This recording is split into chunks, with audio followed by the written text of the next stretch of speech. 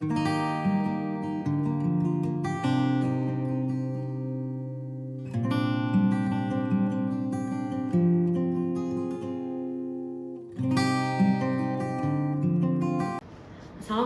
warahmatullahi wabarakatuh. Perkenalkan, saya Bidan Fitria, SST MKM MKEP, merupakan salah satu dosen tetap pada program studi pendidikan profesi bidan, Fakultas Sains, Teknologi, dan Ilmu Kesehatan Universitas Bina Bangsa Kirsempena. Mata kuliah yang saya ampuh adalah asuhan kebidanan pada bayi, balita, dan anak prasekolah dengan kode MKKD 1509 dengan bobot SKS-nya adalah 5 SKS yang saya ajarkan pada mahasiswa semester 5. Mata kuliah ini dirancang untuk membangun dua hal sekaligus, yaitu yang pertama adalah pemahaman konseptual tentang tumbuh kembang anak dan keterampilan klinis dalam memberikan asuhan kebidanan. Topik-topiknya mencakup konsep tumbuh kembang dalam perspektif family center care, deteksi dini, gangguan perkembangan, gizi anak, imunisasi, hingga peran keluarga dalam stimulasi tumbuh kembang. Saya adalah koordinator sekaligus pengembang RPS untuk mata kuliah ini yang saya susun bersama dengan tim ajar berdasarkan kurikulum OBE atau Outcome Based Education. Kepakaran saya berada pada bidang kesehatan bayi, balita, dan anak prasekolah. Dan ini bukan sekedar bidang ilmu bagi saya, ini adalah passion saya karena saya percaya kualitas sumber daya manusia Indonesia ditentukan oleh seberapa sehat generasinya di 1000 hari pertama kehidupan. Dalam video ini, saya akan menampilkan satu sesi perkuliahan untuk pertemuan kelima sesuai dengan RPS yang telah saya susun. Pertemuan kelima ini berfokus pada sub CPMK kelima, yaitu mengevaluasi peran orang tua dalam tumbuh kembang anak. Metode pembelajaran yang saya gunakan dalam RPS ini adalah Student Centered Learning, yaitu kombinasi diskusi kelompok dengan studi kasus berbasis case method. Berikut video pembelajarannya. Oke, baik. Assalamualaikum warahmatullahi wabarakatuh. Waalaikumsalam warahmatullahi wabarakatuh. Oke, selamat siang semuanya. Siang, Bu. Masih semangat? Masih, Bu. Gak ngantuk? Enggak, Bu. Oke, walaupun sudah siang tetap semangat ya belajarnya ya. Ya, Bu. Oke, kita hari ini masuk ke pertemuan kelima, tapi sebelumnya saya mau cek kehadiran dulu. Kira-kira ada yang berhalangan hadir? Ada info? Tidak ada ya? Saya cek kehadirannya ya. Ya, Bu. Arfi Yuni, Hadir, Bu. Mutiara. Hadir, Bu. Mutiara banyak banget. Ya, ini Mutiara Octavia. Hadir, Bu. Ya, oke. Intan. Hadir, Bu. Ya. Devi Kurnia Putri. Hadir, Bu. Sebelum kita masuk ke materi perkuliahan ini, saya ingin review dulu tentang materi kita di pertemuan yang sebelumnya ya. Kira-kira ada yang masih ingat minggu lalu kita bahas tentang apa? Masih, Bu. Oke, silakan. Jadi di minggu lalu itu kita membahas tentang bayi resiko tinggi, Bu. Selain itu kita juga ada membahas tentang faktor-faktor yang terjadi pada bayi resiko tinggi. Oke, nice, bener banget. Kira-kira kamu masih ingat nggak faktor resiko apa aja yang kita bahas? Masih, Bu. Ada BBLR, Ya. asfiksia, sama ITERS, Bu. Oke, lengkap ya. Tadi ada BBLR, prematur, asfiksia, dan interus. Nah, lengkap banget. Kira-kira kasus apa yang paling sering kita temukan di lapangan? Oke, silakan. Menurut saya BBLR, Bu, karena di Indonesia masih banyak kasus gizi ibu hamil yang kurang baik. Oke, tepat banget. BBLR memang masih menjadi masalah utama dan paling sering kita temukan di lapangan. Nah, di minggu yang lalu juga kita sudah belajar tentang praktik Kanguru Mother Care atau KMC. Iya kan ya? Kira-kira ada yang masih ingat gak tujuan dari KMC itu apa ya? Saya, Bu. Oke, silakan. Jadi tujuan untuk KMC itu, Bu, untuk menjaga suhu tubuh bayi kita stabil Iya. dan untuk meningkatkan bonding antara ibu dan bayi, Bu. Oke, senang banget kalian masih ingat materi kita di pertemuan sebelumnya. Karena sebenarnya materi yang akan kita bahas hari ini itu merupakan lanjutan dari materi kita sebelumnya. Kalau di minggu yang lalu kita sudah belajar tentang bayi resiko tinggi, hari ini kita akan belajar bagaimana caranya bayi yang melewati resiko tinggi tadi itu juga dapat bagaimana mereka bisa bertumbuh kembang secara optimal. Ya, jadi alurnya nyambung ya. Tadi kita belajar tentang faktor resiko tingginya, kemudian kita belajar bagaimana tumbuh kembang bayi agar juga dapat optimal. Oke, baik. Kita masuk ke slide. Di sini kita akan belajar tentang, di pertemuan kelima ini kita akan belajar tentang peran orang tua dalam tumbuh kembang anak di era digital. Oke, saya mau tahu kira-kira di sini ada nggak adik yang punya adik usia 5 tahun ke bawah?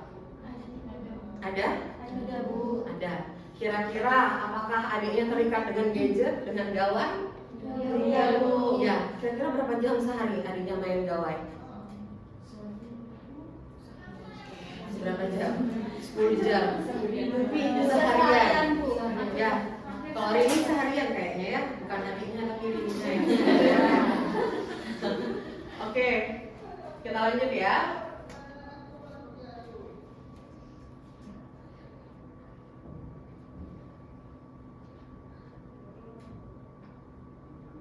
Nah, hari ini ada pencapaian pembelajaran yang akan mahasiswa dapatkan adalah yang pertama dapat menyebutkan strategi asuh, asah, dan asih berbasis evidence based praktis, ya berbasis bukti. Kemudian diharapkan mahasiswa juga dapat mengevaluasi keterlibatan orang tua dalam proses tumbuh kembang anak. Kemudian yang ketiga adalah diharapkan mahasiswa nantinya mampu merancang intervensi edukasi sebagai bidan berbasis family centered care. Ya, ini sesuai dengan visi dari prodi kebidanan kita, ya. Kemudian, nah, mengapa materi ini penting untuk kita bahas hari ini?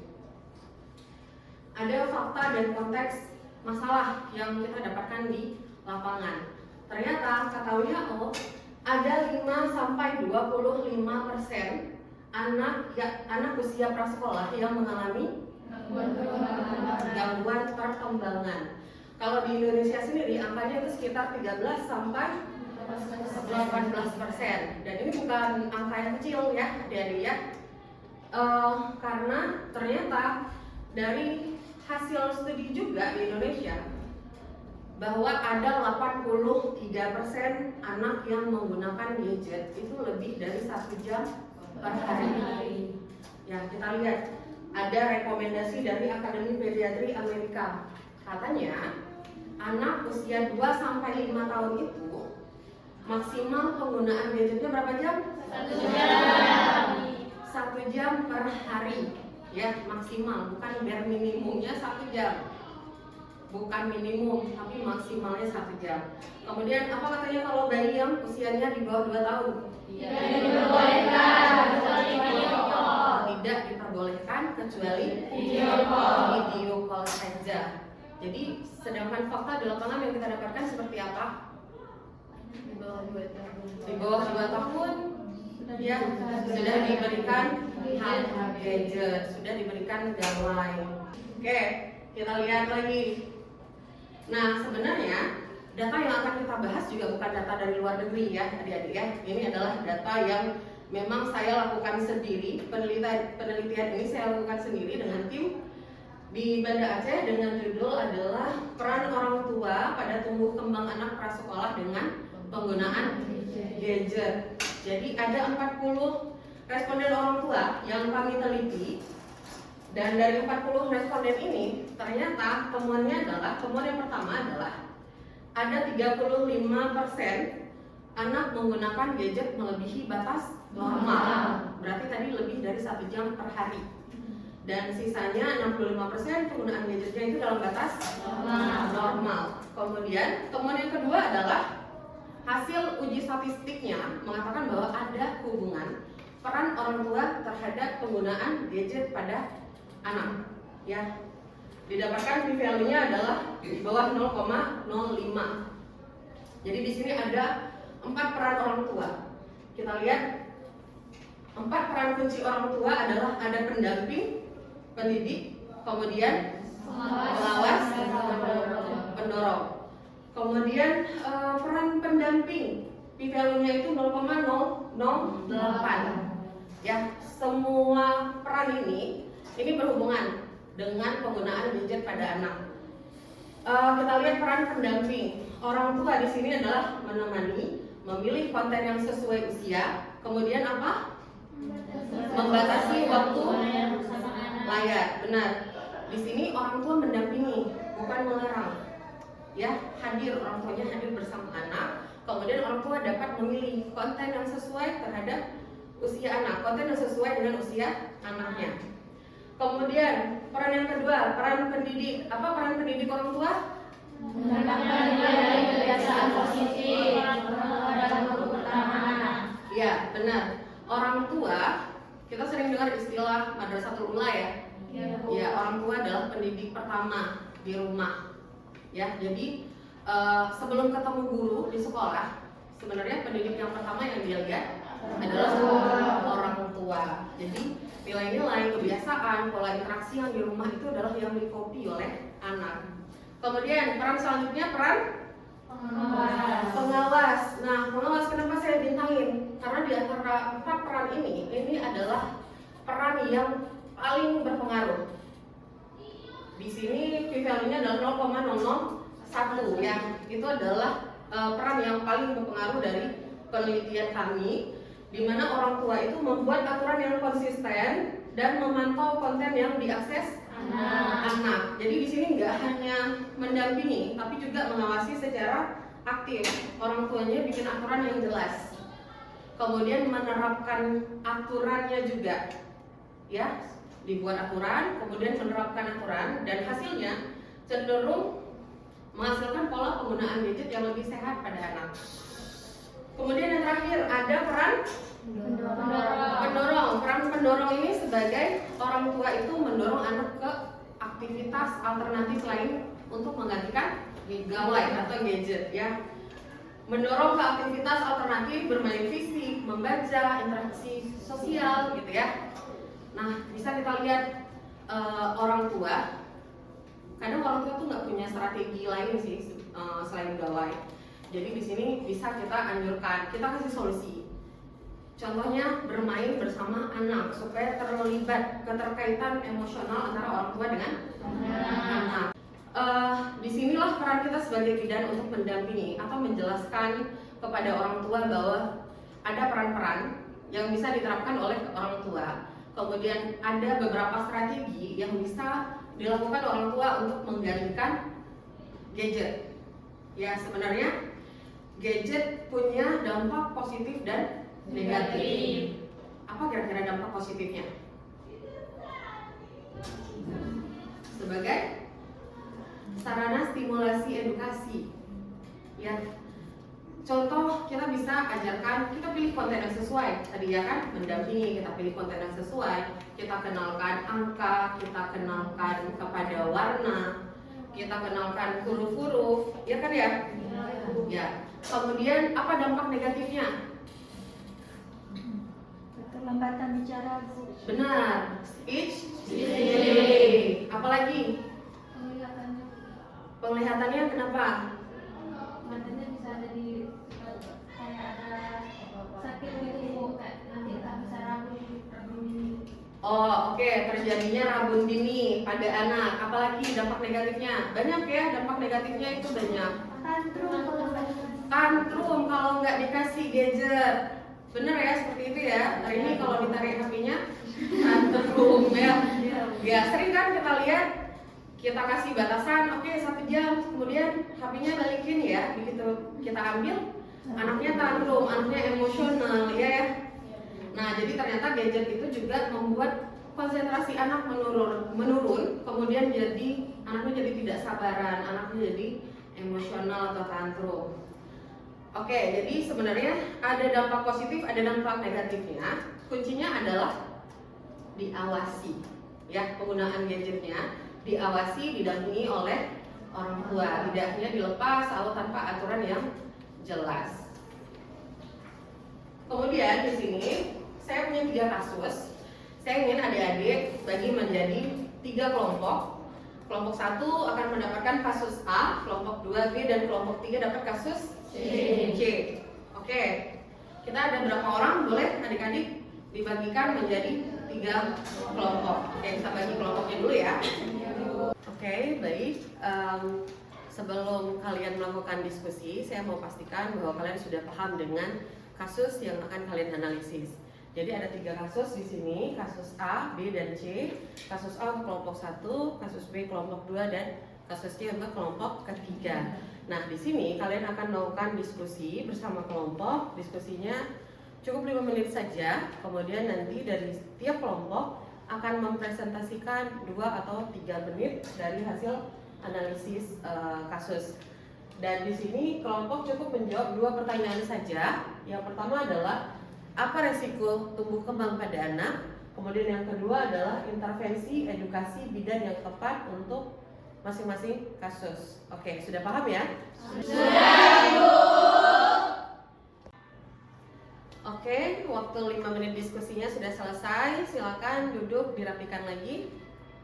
Boleh ya, rapikan lagi adik-adik ya? Boleh, Bu. Oke, baik, kita mulai. Kita akan mendengarkan hasil analisis dari setiap kelompok. Kita mulai dari kelompok 1 dulu. Bagaimana kelompok 1, sudah siap? Sudah. Ya, silakan. Baik Ibu, di sini saya akan menjawab pertanyaan dari Ibu tentang apa risiko tumbuh kembang pada anak. Baik Ibu, menurut kelompok kami, risiko utama pada kasus A adalah gangguan perkembangan sosial dan bahasanya Ibu. Karena anak lebih banyak berinteraksi dengan layar daripada dengan manusia. Selain itu, ada risiko keterlambatan motorik kasar karena anak jarang bergerak. Untuk intervensinya Ibu, kami sarankan bidan melakukan konseling kepada nenek sekaligus Ibu dan menjelaskan batasan waktu gadget dan menyarankan aktivitas bermain fisik sebagai penggantinya Ibu. Bagus sekali dari kelompok 1. Nah, ini sejalan dengan penelitian yang dilakukan oleh Dr. Rini Sekartini dari FKUI. Beliau meneliti tentang penggunaan gadget terhadap keterlambatan bahasa pada anak usia prasekolah. Nah, hasilnya dikatakan bahwa anak yang usia prasekolah yang menggunakan gadget lebih dari 2 jam sehari itu dapat mengalami terjadinya speech delay atau keterlambatan bicara. Nah, sebenarnya penggunaan gadget boleh, tapi adalah tergantung dari siapa yang dengan siapa anak tersebut menggunakan gadget. Ada yang mendampingi atau tidak, gitu ya. Oke, ada lagi yang ingin ditanyakan? Oke, boleh, silakan. Saya di sini ingin bertanya sedikit kepada kelompok. Tadi kelompok mengatakan akan memberikan konseling kepada nenek. Kira-kira pendekatan seperti apa yang akan diberikan? Seperti yang kita tahu, tidak semua nenek terbuka kepada tenaga kesehatan, terutama tenaga kesehatan yang masih muda. Oke, bagus sekali pertanyaan. Terima kasih atas pertanyaannya Rini. Nah, kelompok 1 kira-kira pendekatan seperti apa yang akan diberikan kepada nenek? Ya, silakan. Ada yang ingin menjawab? Saya Bu. Ya, silakan. Baik, di sini saya akan menjawab pertanyaan dari kelompok 3. Mungkin pendekatannya Ibu harus lebih menghargai ke pengalaman nenek dulu, tidak langsung menyalahkan, tetapi memulai dari pertanyaan terbuka seperti menanyakan keseharian anak, baru perlahan nanti masuk ke topik gadget. Oke, terima kasih atas penjelasannya.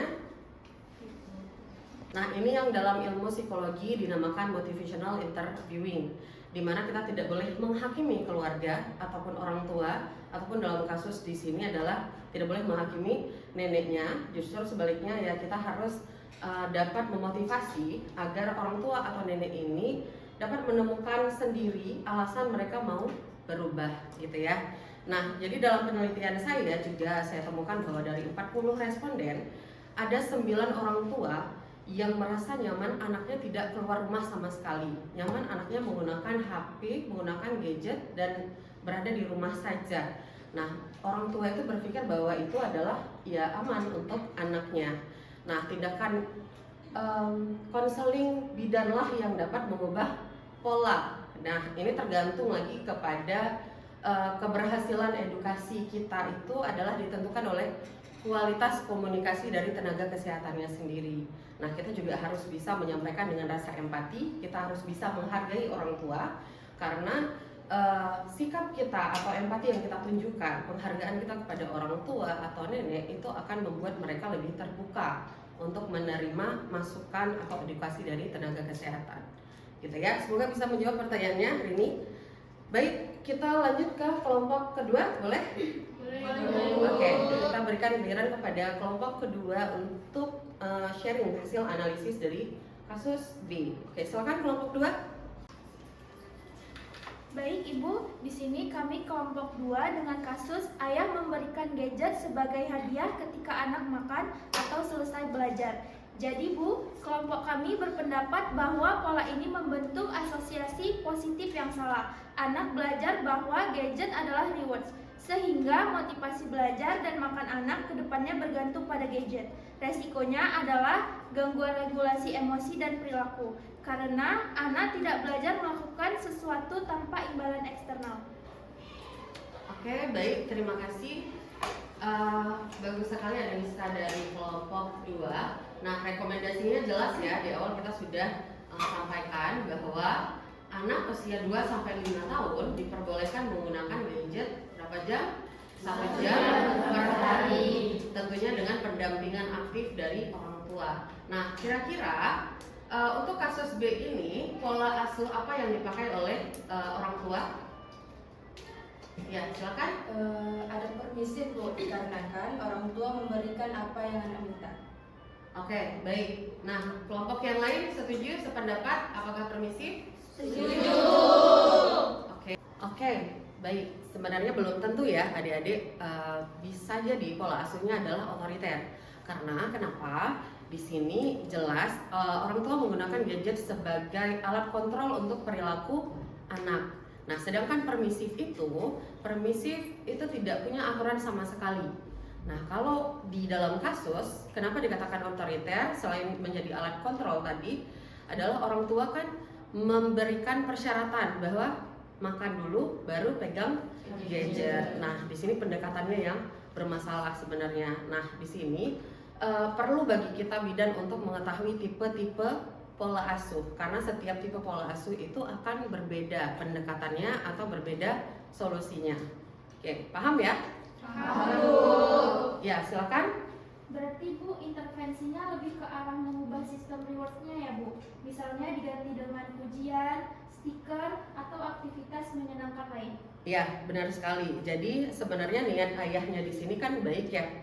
Kita di sini harus bisa mengapresiasi niat dari ayah, sampaikan dengan rasa empati bahwa niatnya ayah sudah baik, tapi kita arahkan ke pola yang lebih sehat atau lebih tepat. Nah, ini adalah implikasi dari visi proyek kita atau capaian pembelajaran kita yang ketiga di awal, yaitu adalah penerapan family center care, di mana kita sebagai bidan adalah mitra keluarga.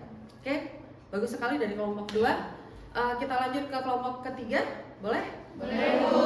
Baik, kita berikan kesempatan kepada kelompok 3. Silakan kelompok 3. Jadi kami sudah mendapatkan hasil dari diskusi kelompok kami. Menurut kelompok kami, ini adalah kasus yang paling umum terjadi. Orang tua sebetulnya sudah paham, bahkan sudah punya aturan, tetapi tidak konsisten. Resikonya anak belajar bahwa aturan itu tidak serius, dan ini bisa terbawa ke perilaku lain seperti di sekolah umumnya Bu, seperti itu. Oke, setuju sekali dengan kelompok ketiga. Nah, di sini ada istilahnya tadi inconsistent parenting ya untuk kasus yang ketiga, di mana orang tua sebenarnya sudah punya pengetahuan, hanya saja behavior change-nya yang belum terjadi. Ya, itu ya. Baik, ada lagi yang ingin ditambahkan untuk kelompok ketiga?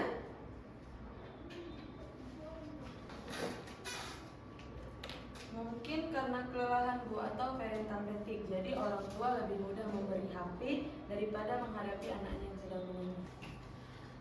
Oke, bagus sekali penjelasan dari kelompok ketiga. Nah, tadi kelompok menyebutkan mungkin terjadinya apa? Parental fatigue ya. Nah, dalam penelitian saya ada juga temuan yang kami dapatkan bahwa ternyata orang tua yang punya peran pendamping sebenarnya bukan karena mereka tidak peduli terhadap anaknya, tapi karena justru karena mereka tidak punya strategi yang lebih praktis untuk menggantikan penggunaan gadget, gitu ya. Oke, ada lagi yang ingin didiskusikan? Jadi Bu, intervensi bidannya harus lebih ke arah problem solving bersama orang tua, bukan hanya edukasi satu arah ya Bu? Ya, benar sekali. Jadi di sini sebenarnya bidan yang baik itu adalah bukan bidan yang paling banyak tahu, tetapi justru bidan yang mampu memberdayakan dan membantu keluarga untuk dapat menemukan solusi mereka sendiri. Itu ya. Baik, terima kasih atas diskusi dari ketiga kelompok. Clear untuk ketiga kasus? Clear, Bu. Baik. Nah, di sini ada tes formatif. Nanti saya akan kirimkan link kepada adik-adik. Ini boleh dijawab setelah perkuliahan kita nanti. Waktunya adalah 30 menit. Ada 10 pertanyaan pilihan ganda tentang materi yang kita bahas hari ini, ya. Nanti akan saya kirimkan linknya, oke? Nah, kita rangkum pembelajaran kita hari ini. Ada 4 poin di sini. Yang pertama adalah gadget bukan musuh. Yang bermasalah adalah ketika orang tua absen atau hilang atau tidak mendampingi anak pada saat anak menggunakan gadget. Kemudian yang kedua adalah dari 4 peran orang tua, peran pengawas terbukti paling berpengaruh. Masih ingat 4 perannya? Apa saja? Yang pertama, mendampingi, mendidik,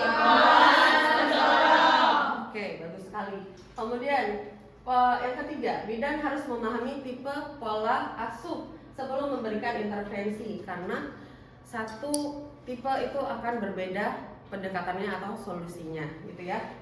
Kemudian yang keempat, pendekatan family center care, bekerja bersama keluarga, bukan hanya hadir bukan hanya hadir untuk keluarga, ya. Bidan bukan hanya ada untuk isi KMS saja, gitu ya. Di sini kita perannya adalah sebagai mitra keluarga. Baik, sekian mungkin diskusi kita hari ini. Kalau tidak ada yang ingin didiskusikan lagi, masih ada pertanyaan? Oke, sebelum menutup perkuliahan kita hari ini, ada satu kutipan yang ingin saya sampaikan kepada adik-adik sebagai calon bidan di masa depan, bahwa tumbuh kembang anak itu bukan hanya sekedar soal mengukur atau pengukuran fisik yang ada di buku KMS, ya, tetapi adalah seluruh ekosistem yang terikat kepada si anak, baik itu keluarga, orang tua maupun tenaga kesehatan.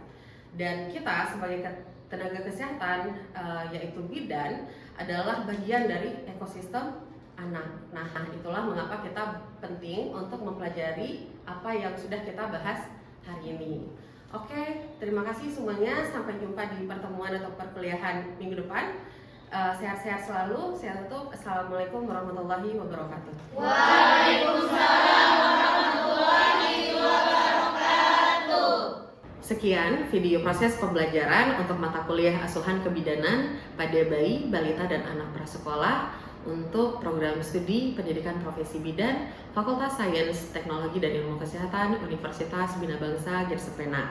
Video ini saya gunakan sebagai salah satu syarat penyusunan dokumen pernyataan diri dosen dalam unjuk kerja Tridharma Perguruan Tinggi atau PDD UKT-PT. Semoga adanya video ini bisa menjadi pertimbangan yang baik dalam proses penilaian sertifikasi dosen tahun 2026. Terima kasih. Assalamualaikum warahmatullahi wabarakatuh.